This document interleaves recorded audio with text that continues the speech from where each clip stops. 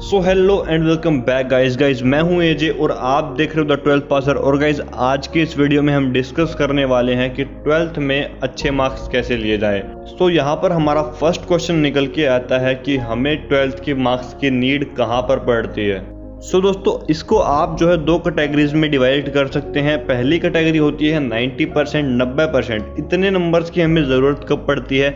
जब हमें या तो किसी ए क्लास की जॉब के लिए अप्लाई करना है या फिर हमें जो है किसी बहुत ही ज़्यादा बेहतरीन कॉलेज में एडमिशन लेना है। उस टाइम पे इतने ज़्यादा मार्क्स की नीड होती है। अगर आपको किसी नॉर्मली अच्छे से गवर्नमेंट कॉलेज के लिए अप्लाई करना है, अपने आसपास के गवर्नमेंट यूनिवर्सिटी में एडमिशन लेना है, तो वहाँ पर आपको सिर्फ 70 से 80% में आपका एडमिशन हो जाएगा। इतने नंबर आपके लिए सफिशेंट होते हैं और 70 to 80% के अंदर आपके बहुत सारे फॉर्म कवर हो जाते हैं। बहुत सारे फॉर्म आप भर सकते हैं गवर्नमेंट एग्जाम की, तो कोई प्रॉब्लम नहीं है 70 to 80% में। अब बात करते हैं कि आपने साल भर पढ़ाई नहीं की है, तो अब कैसे इतने मार्क्स अचीव किए जाए।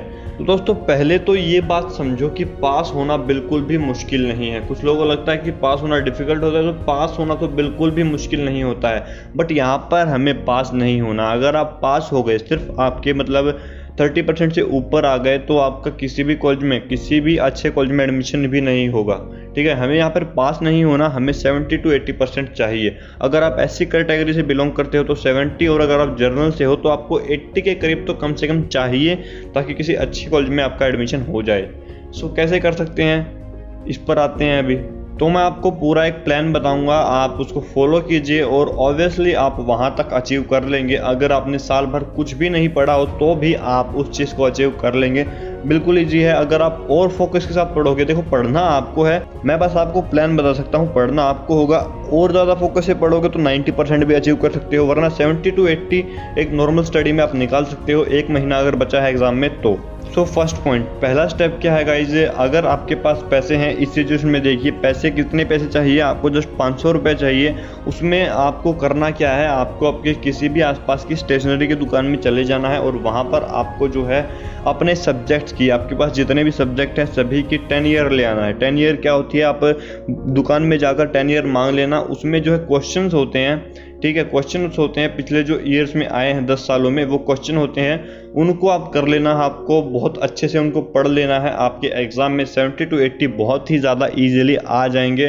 पहला स्टेप। सेकंड क्या करना है, आपको जो है उसी के अंदर होते हैं प्रीवियस 3 ईयर के क्वेश्चन पेपर, उनको बहुत अच्छे तरह से सॉल्व कर लेना है। उसमें भी आपके जो है 90% तक मार्क्स इजीली कवर हो जाते हैं। ठीक है, अभी आपकी जो 10 ईयर जो है वो आपको सेकंड हैंड लेके आनी है, फर्स्ट हैंड लेने की कोई ज़रूरत नहीं है। सेकंड हैंड जो है आपके जो है 5 सब्जेक्ट होते हैं, तो 5 सब्जेक्ट के हिसाब से शायद आपकी ये सारी बुक्स तकरीबन 400 से 500 के अंदर आ जाएंगी सेकंड हैंड, और उनसे आप पढ़ सकते हो। अब अगर आपके पास पैसे नहीं है तो ऐसे कंडीशन में क्या किया जाए, और आपने साल भर पढ़ाई नहीं की है तो ऐसी कंडीशन में क्या किया जाए, उस पर थोड़ी सी बातें करते हैं। क्या कर सकते हो आप?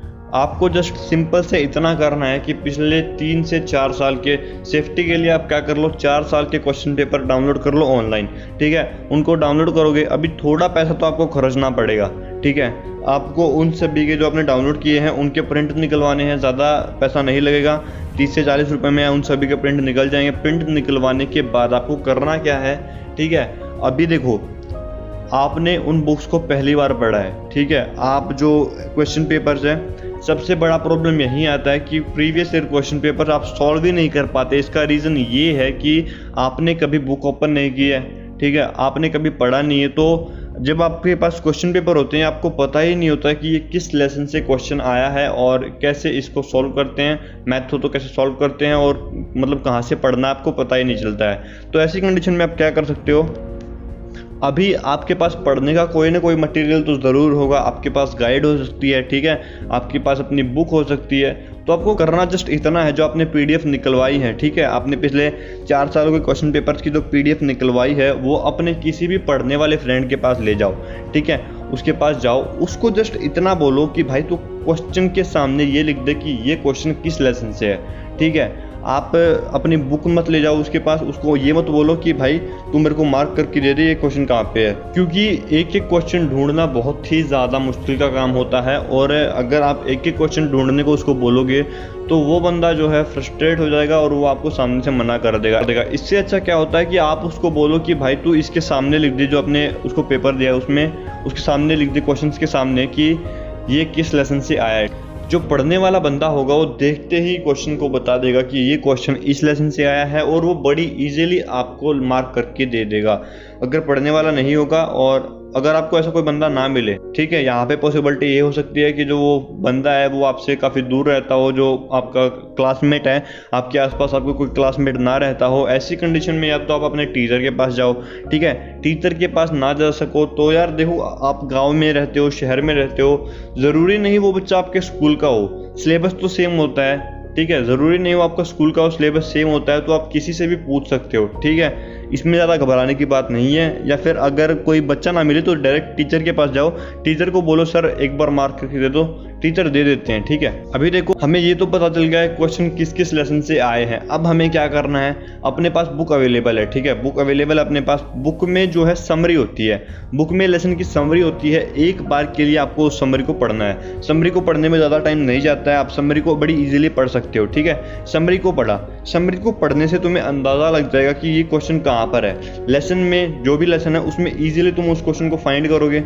और फिर इसी तरीके से तुम पिछले 4 सालों के क्वेश्चन पेपर को इजीली सॉल्व कर लोगे, ठीक है। उन सभी को सॉल्व कर लो। अभी तुम्हारे पास मान लो 1 महीना बचा है, तो जितना जल्दी हो सके, जितना ज़्यादा जल्दी हो सके उनको तुमको सॉल्व कर लेना है, ठीक है। हमें जल्दी से जल्दी काम करना है। मान लो कि तुम्हें ये चीज़ अभी पता चली है, एग्जाम में 4 हफ्ते पड़े हैं, तो पहले 1 हफ्ते में हर सब्जेक्ट का कंप्लीट हो जाना चाहिए, ठीक है। हमें ज़्यादा से ज़्यादा टाइम देना है। देखो 12th क्लास से तुम्हारी 70 to 80% मार्क्स चाहिए, क्योंकि हमें अच्छे कॉलेज में एडमिशन लेना है। उसके बाद तो 3 साल मौज है भाई, ठीक है। तो अभी थोड़ा सा 1 महीना है, उसमें जोर लगा दो, ठीक है। जो जितना भी मतलब लगा सकते हो वो सब लगा दो। अभी इसमें बात ये आती है कि हमारे पास 1 नहीं 5 सब्जेक्ट है, पढ़ना कैसे है, ठीक है। 5 सब्जेक्ट को एक साथ कैसे पढ़ सकते हैं, इस पे बात करेंगे, ठीक है। अब अगर आप एक आर्ट के स्टूडेंट हो तो मैं आपको यही बोलूँगा कि आप अपने सब्जेक्ट को एक एक करके पढ़िए, ठीक है। पहले 1, फिर दूसरा कंप्लीट किया, फिर तीसरा, फिर चौथा, फिर 5वां, ठीक है। 5 के 5 इस टाइप से आप कंप्लीट कर सकते हो अगर आप आर्ट के स्टूडेंट हो। अगर आप नॉन मेडिकल या कॉमर्स के स्टूडेंट हो, जहाँ पर सब्जेक्ट थोड़े डिफिकल्ट होते हैं, ठीक है, थ्योरी वाले सब्जेक्ट होते हैं, डिफिकल्ट होते हैं, मैथ होता है, जैसे केमिस्ट्री, फिजिक्स, के थोड़े डिफिकल्ट सब्जेक्ट होते हैं, तो इनमें आपको क्या करना है, इनमें आपको जो है एक यूनिट में डिवाइड कर लो, ठीक है। इनको यूनिट में डिवाइड कर लो, 1 यूनिट किया, फिर साथ में हिंदी, इंग्लिश जैसे इजी सब्जेक्ट को थोड़ा थोड़ा पढ़ लिया, ठीक है। क्योंकि नॉन मेडिकल कॉमर्स के बच्चों के लिए हिंदी इंग्लिश बहुत ही सिंपल चीज़ होती है, ठीक है। सो उनको थोड़ा थोड़ा पढ़ लो, फिर उसके बाद वापस डिफिकल्ट सब्जेक्ट पे आ जाओ, इजी डिफिकल्ट, और ट्राई यहीं रखो कि 1 हफ्ते में सारा सब कुछ कवर हो जाए। ज़्यादा टाइम लगेगा पढ़ने में, ठीक है। जो नॉन मेडिकल स्टूडेंट है उनको 2 हफ्ते भी लग सकते हैं, बट तुम्हारे पास पूरे 4 हफ्ते हैं, तो 4 हफ्तों में से 2-2 हफ्ते डिवाइड करके चलो, और 2 बार सिलेबस कंप्लीट हो जाना चाहिए। और मैं यहाँ पर पूरे सिलेबस की बात नहीं कर रहा हूँ, मैं बस यहाँ पर प्रीवियस 4 ईयर के क्वेश्चन पेपर्स की बात कर रहा हूँ। 4 ईयर के क्वेश्चन पेपर हो जाएं, आपके जो लेसन है उनकी समरी हो जाए, तो वहाँ पर आप यकीन मानो आपके 70 to 80 बहुत ही ज़्यादा इजीली आ जाएंगे। और अगर आप और थोड़ा सा खुद का एफर्ट डालते हो तो उसमें आपके 90% भी इजीली आ जाएंगे। तो इतना मुश्किल नहीं होता है एग्ज़ाम, इतना डिफिकल्ट नहीं होगा। और इस बार तो वैसे भी लॉकडाउन है और क्वेश्चन पेपर इजी आएगा, और जो है आपको शायद हो सकता है क्वेश्चन बैंक भी प्रोवाइड करा दिया हो, तो उसको भी सॉल्व कर लेना। जो क्वेश्चन बैंक आपको प्रोवाइड कराया है उसको भी सॉल्व कर लेना, इसी मेथड से बिल्कुल इजीली हो जाएगा। सो गाइज ये था वीडियो, और यही मैं आपको बस बताना चाहता था। सो आई होप ये मेथड आपको अच्छा लगा होगा। ये ट्राई एंड टेस्टेड मेथड है, मैं खुद इस तरीके से पढ़ता था और मेरे 19 अबव मार्क्स थे। बट जैसे मैं आपको बता दूं, अभी आपका या फिर किसी जो भी इस वीडियो को देख रहे हैं उनका मैं ये एज्यूम कर रहा था कि वो बंदा साल भर से नहीं पढ़ा है, उसके लिए ये मेथड था। जब मैं 70 to 80 बोल रहा था, मेरा क्या था कि मैं जस्ट दिन भर में मतलब कुछ हो जाए, कम से कम 1 या 2 पेज तो पढ़ने हैं, ठीक है। अपने पास पूरा साल होता है, उसमें थोड़ा थोड़ा भी पढ़ लो ना तो 90% अचीव करना मुश्किल नहीं होता है। थोड़ा थोड़ा पढ़ते चलो, अपने 90 ईजिली आए, ठीक है, आए हैं। फिर तुम किसी भी यूनिवर्सिटी में जाओ, किसी भी जॉब के लिए जाओ, A क्लास जॉब हो या फिर कोई भी जॉब हो, तुम कहीं पर जाओ तुम्हारा इजीली हो जाता है। तो थोड़ा सा पढ़ा करो यार, ठीक है। बाकी बस इतना ही बोलना था इस ऑडियो में। अभी आप तैयारी करो, पढ़ाई करो, एग्जाम आ रहे हैं। ऑल द बेस्ट आप सभी को। Bye bye guys.